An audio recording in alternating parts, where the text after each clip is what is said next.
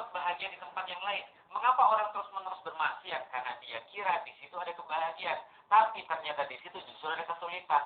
Makanya sebenarnya kalau kita mau bahagia, kita mau senang yang hakiki, justru itu didapatkan lewat taat.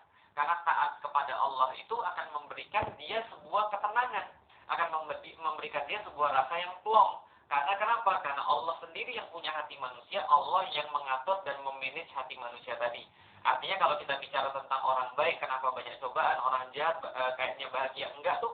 Kan saya sudah bahas bahwa orang baik dan orang jahat sama-sama dapat cobaan. Orang baik dan orang jahat sama-sama dapat ujian. Orang baik dan orang jahat sama-sama dapat soal. Bedanya apa? Isi jawabannya. Orang jahat ngisi jawabannya dengan cara tertentu, orang baik ngisi jawabannya dengan cara tertentu. Maka di dalam Al-Quran, orang-orang yang baik itu bisa jadi kemudian mendapatkan sesuatu yang gak enak menurut manusia, tapi dia tetap bisa merasakan bahagia. Kenapa? Itu sudah sabda Rasulullah. Dan juga orang jahat, kayaknya dia mendapatkan hal yang baik menurut manusia, tapi sebenarnya dia nelongso di dalam hatinya.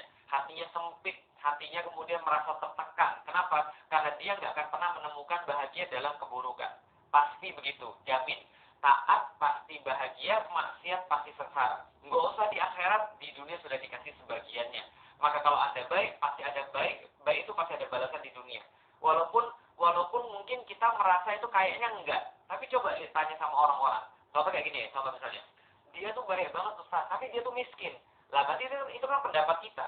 Pendapat kita bahwa kita itu seolah merasa miskin itu jelek. Miskin itu tidak bahagia. Tapi Anda coba tanya sama orang-orang yang taat dan dia nggak punya uang. Dia mungkin nggak akan berpikir seperti kita. Kenapa? Karena standar kita harus diubah tentang yang namanya nikmat dan tidak nikmat, tentang yang namanya bahagia dan tidak bahagia. Kalau kita lihat orang kaya misalnya, kayaknya dia enak Ustaz karena dia punya banyak duit, bisa keluar negeri dan segala macamnya. Antum kira orang keluar negeri itu pasti bahagia? Antum kira orang punya uang itu pasti bahagia? Belum tentu. Antum coba tanya sama dia. Kalau nggak mungkin psikiater itu laku di kalangan orang-orang kaya. Kenapa? Orang kaya banyak yang stres. Kenapa stres lebih banyak yang dipikirin? Kadang-kadang ya, coba lihat ya, teman-teman sekalian. Orang miskin itu kadang-kadang nggak mikir apa-apa. Contoh misalnya, kita punya teman bikin usaha bareng-bareng. Ketika nggak ada duitnya, mereka tuh nggak ada masalah. Bahkan mereka tuh temenan terus. Tapi begitu dia jadi punya uang, itu jadi bermasalah. Kenapa? Mulai muncul perasaan-perasaan yang belum pernah ada sebelum dia nggak punya duit. Mulai muncul prasangka-prasangka yang nggak pernah muncul sebelum dia punya duit. Apa yang mulai dipikirin? Kerja kita sama-sama berat, malah kayaknya beratan aku. Tapi kok share kita sama ya? Nah itu nggak pernah dipikirin sebelumnya. Lalu udah, dia kayaknya share-nya sama kayak aku, tapi kok dia bisa beli mobil yang baru? Jangan-jangan dia berbuat sesuatu di perusahaan kita ini. Ini mulai menjadi masalah. Kenapa? Karena kita mengukur mereka bahagia sesuai dengan standar yang kita pilih. Kenapa kita nggak menyerahkan standarnya pada Allah? Maka kalau kita lihat, apakah Nabi Ayub itu orang baik? Dan dia merasa kemudian ketika dia sakit itu sengsara? Enggak, dia malah merasa dekat dengan Allah. Apakah kemudian Nabi Muhammad itu ketika miskin? Lantas kemudian kita merasa bahwa Nabi Muhammad itu tidak bahagia? Salah. Justru ada orang-orang kaya kayak Abu Jahal yang hidupnya senantiasa susah. Dan ada orang-orang yang secara duniawi kita lihat kayak Rasulullah itu kemudian nggak punya apa-apa, atau dalam tanda kutip memilih untuk jadi seorang yang miskin karena pengen untuk berjumpa bersama dengan orang-orang yang miskin, tapi beliau merasa bahagia.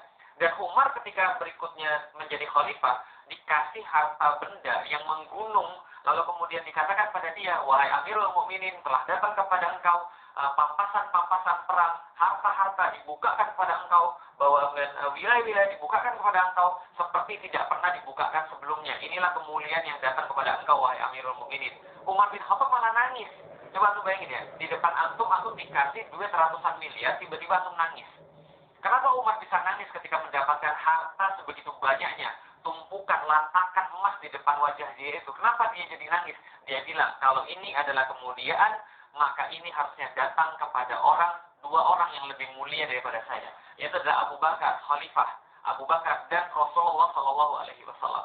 Tapi kenapa kemudian kita merasa bahwa duit itu seolah-olah penanda kemuliaan seseorang, bahwa mobil itu penanda derajat seseorang, bahwa rumah itu, bahwa pergi ke luar negeri itu, bahwa kemudian jabatan itu, bahwa kemudian ya segala macam yang duniawi itu menentukan kenikmatan atau kebahagiaan seseorang? Belum tentu.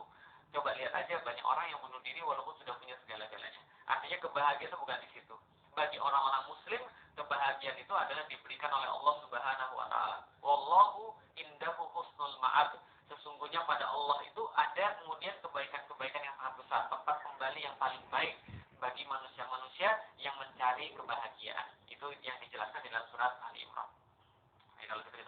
Teman-teman sekalian, ini saya membaca yang sudah nulis ya, yang sudah nulis di story saya tadi. Jadi saya nggak jawab yang teman-teman tulis di komen ya. Salam, bagaimana sikap istri terhadap mertua yang pilih kasih dengan jelas tanpa sadar? Oke. Ini permasalahan yang sering muncul ketika ada rumah tangga ya, khususnya antara mertua dan mantu. Ini sampai-sampai ketika saya pernah ngisi kajian ibu-ibu, sama ibu-ibu tuh bilang gini, Ustaz, ada itu kajian khusus bagaimana menyikapi mertua. Wah, Masya Allah. Jadi gini ya, ini agak panjang penjelasannya, cuman saya coba untuk singkat saja. Jadi teman-teman sekalian, di Islam itu kita tuh diberikan porsi masing-masing. Seorang orang tua diberikan porsi, anak diberikan porsi, dan mereka tidak boleh saling makan porsi yang lain. Contoh misalnya, istri diberikan porsi, suami juga diberikan porsi, dan suami tidak boleh makan porsinya istri. Contoh, porsinya istri adalah hadis. Kalau seandainya saya boleh memerintahkan, kata Rasulullah, seorang manusia untuk bersujud kepada manusia yang lain, maka saya akan perintahkan seorang istri untuk bersujud kepada suaminya.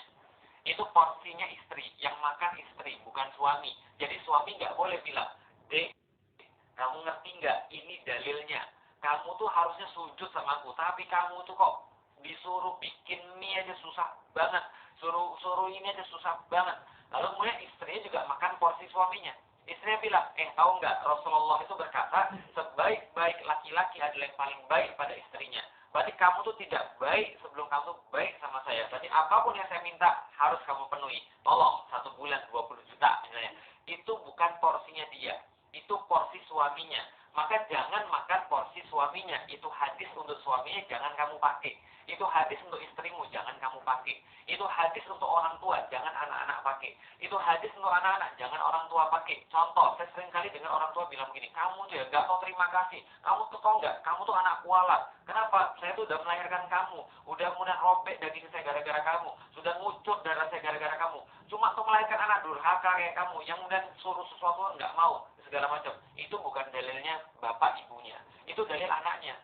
Itu dalil anaknya untuk birrul walidain, bukan dalil bapak dan ibunya. Artinya anaknya harus sadar bahwa itu adalah dalil buat dia. Kalau bapak dan ibunya yang ngomong, itu agaknya nggak pas. Nah, tapi kalau dalil untuk orang tuanya apa? Dalil untuk orang tuanya adalah ini anak adalah amanah. Karena kita akan diminta pertanggungjawaban terhadap anak kita sampai dia balik, kan gitu kan ya. Kita punya tanggung jawab memberikan nama yang baik, lalu kemudian mendidik dia ketika dia mau dewasa, dan menikahkan dia ketika dia sudah waktunya. Nah, itu adalah kewajiban seorang bapak dan ibu, dan ini jangan disampai dipakai oleh anaknya. Aku nggak pernah minta dilayani sama kamu. Lah kenapa? Kamu tuh harusnya menjaga saya. Kamu tuh harusnya kemudian menjadikan saya sebagai amanah. Tapi kamu kayaknya nggak becus ngurus amanah, nggak becus ngurus saya. Maka saya jadi bantah kepada kamu. Itu nggak boleh juga ngomongin sama anak-anak. Kenapa? Karena itu porsi bapak ibunya. Jadi kita tuh harus saling pakai dalil. Nah, bagaimana kemudian mertua dan ibu? Ya sudah, tinggal kita sampaikan saja. Kita itu kewajibannya sebagai seorang mantu adalah menghormati orang tua kita. Dan mertua itu sudah orang tua kita. Tapi kalau seandainya pilih kasih dan segala macamnya, untuk itulah Allah sampaikan di dalam Al-Quran pada laki-laki, tempatkanlah istrimu di mana kamu bertempat tinggal. Artinya lebih mudah hidup ini kalau rumahnya sendiri. Gitu loh maksudnya. Jadi carilah tempat tinggal sendiri, itu salah satu solusinya. Jadi nggak ada konfrontasi di situ. Kadang-kadang konfrontasi itu terjadi karena bareng. Nah makanya, tapi kita harus hidup bareng-bareng. Nah kalau sudah hidup bareng-bareng ya obrolkan baik-baik, sampaikan ibunda gitu kan ya. Saya tuh merasa gimana ya, ini mudah-mudahan salah bunda, tapi saya tuh kok merasa dalam kasus-kasus ini kok saya tuh nggak diperhatikan sebagaimana yang lain. Ini udah obrolkan, kalau perlu bareng suaminya. Nah ini adalah cara kemudian untuk dengan mertua ya. Tapi insya Allah bisa dibicarakan. Yang penting kita nggak boleh terus menuntut dengan dalil yang harusnya diperuntukkan pada dia. Lalu kita gunakan. Orang ngutang itu dalilnya apa? Ya harus segera bayar. Karena kalau dia nggak bayar, ya dia nanti meninggal nggak masuk surga. Orang yang ngutangin, yang memberikan keringanan, selalu seperti itu. Maka kita punya dalil masing-masing yang untuk dipakai, bukan pakai dalil orang lain. Ya, kalau gitu kita lihat lagi ya. Bentar. Bagaimana cara agar kita tidak merasa terbebani dengan syariat? Motivasinya tolong. Jadi gini teman-teman sekalian. Kita tuh merasa terbebani karena kita merasa bahwa itu bukan keperluan kita.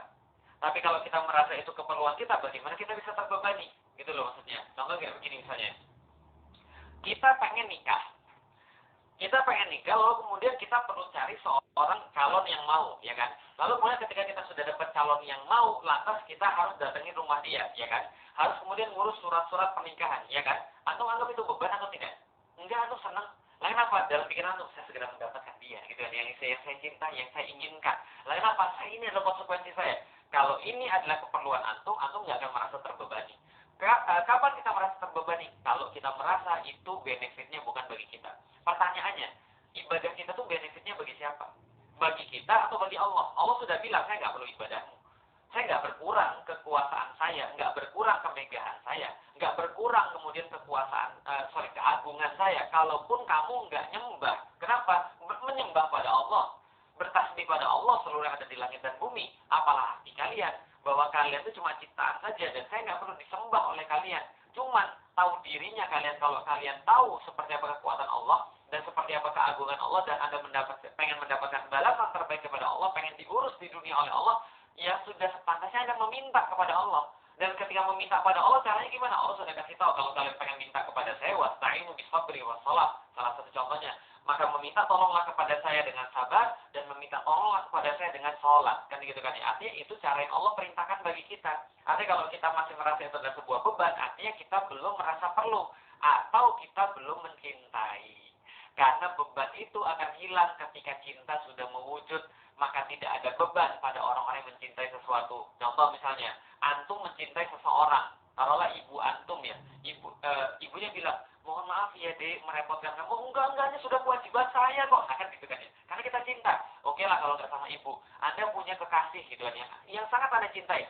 Jangankan gunung gitu kan ya, lautan pun akan saya karungin gitu kan ya, misalnya, demi kamu. Lah, kenapa? Karena dia merasa bahwa dia mencintai. Dan cinta itu menghilangkan beban. Cinta itu menghilangkan keberatan. Karena itulah kalau kita merasa kita itu terbebani dengan kewajiban daripada Allah, pertama, jangan kita merasa bahwa itu bukan untuk kepentingan kita. Yang kedua, jangan-jangan kita itu jangan-jangan kita itu belum punya perasaan terhadap Allah, belum punya perasaan terhadap Rasulullah, maka kita mungkin merasa masih beban untuk melaksanakan syariat Allah. Oke, pertanyaan yang terakhir ya, karena sudah setengah jam. Masih banyak, tapi nanti insya Allah kita sambung di Q&A dan lain. Saya masih suka berpikir bahwa Allah itu seperti yang dibayangkan. Meski saya sudah bilang itu bukan. Ya, itu nggak apa-apa. Dulu saya juga pas baru masuk Islam, bukan nggak apa-apa ya. Maksudnya bisa dimengerti, bukan nggak apa-apa. Saya ketika baru masuk Islam, itu kan ketika menyebut Allahu Akbar, itu kebayang saya yang lain. Gitu kan? Ya, kenapa? Karena 18 tahun berada dalam agama yang lain, bukan agama Islam. Maka saya membayangkan sesuatu yang lain. Orang, gitu kan ya. Tapi karena kita sudah belajar akidah, salah satu kemudian yang mensifati Allah ada laisa kamitslihi syai'un. Allah itu tidak seperti apapun. Berarti kalau kita sempat mikirin, berarti itu bukan. Ya udah tepis aja. Kalau kita sempat kepikir, berarti bukan. Apapun yang bisa dibayangkan oleh manusia pasti pernah dilihat oleh manusia atau merupakan pencampuran di antara apa yang pernah kita lihat, ataupun pengurangan ataupun penggabungan segala macam. Pokoknya apapun yang bisa Anda bayangkan tentang Allah itu bukan Allah. Karena Allah laisa kamitslihi syai'un, tidak semisal dengan apapun. Berarti kalau Anda bisa mikir, berarti bukan. Berarti Allah selain itu. Tapi bisa digambarkan nggak? Bisa. Bisa digambarkan seperti apa? Allah itu zatnya seperti apa? Zatnya tidak seperti yang kita bayangkan. Udah gitu aja. Jadi, tapi eksistensinya ada. Eksistensinya nggak bisa ditolak dong. Kalau kita udah mikir, gitu kan ya. Artinya kita udah mikir, kita udah nyari, dan kita dapat. Bahwa tidak mungkin kita bisa menafikan eksistensinya Allah, gitu kan ya. Artinya ya berarti ya seperti itulah kemudian jawaban kita tentang zatnya Allah, tidak sama seperti apapun, apalagi seperti makhluk, punya mata, kemudian punya wajah seperti kita, punya tangan dua seperti kita, atau punya kaki seperti kita. Ya enggak gitu. Pokoknya Allah tuh ya sudah, Allah itu ya Allah, Tuhan. Kalau dia kita samakan kayak manusia, atau kita mulai bayangkan sama kayak manusia, atau sedikit saja sama kayak makhluknya, berarti dia bukan. Karena Allah tidak sama dengan segala sesuatu. Oke, ini adalah jawaban yang terakhir. Teman-teman sekalian, ada yang nanya, puasa Arafah hari apa? Puasa Arafah besok. Jadi Kamis, karena Jumatnya kita Idul Adha. Ya kan ya, Idul Adha di hari Jumat, berarti hari Kamisnya kita puasa Arafah, puasa ke-9, hari ke-9 Zulhijjah. Hari ini hari ke-8 gitu ya. Jadi silahkan besok bisa berpuasa sunnah insya-Allah. Nah, teman-teman sekalian, di buku Beyond Inspiration ini, bab kelima kan sudah kita bahas Q&A-nya. Bab ke-6-nya itu tentang Beyond Inspiration judulnya. Jadi tentang Muhammad Al-Fatih. Sedangkan tentang Muhammad Al-Fatih, itu saya sudah buatkan satu playlist, ada 10 episode. Silahkan tonton di playlist Muhammad Al-Fatih, gitu ya. Nanti insya Allah kita ketemu lagi dalam pertemuan berikutnya. Assalamualaikum warahmatullahi wabarakatuh.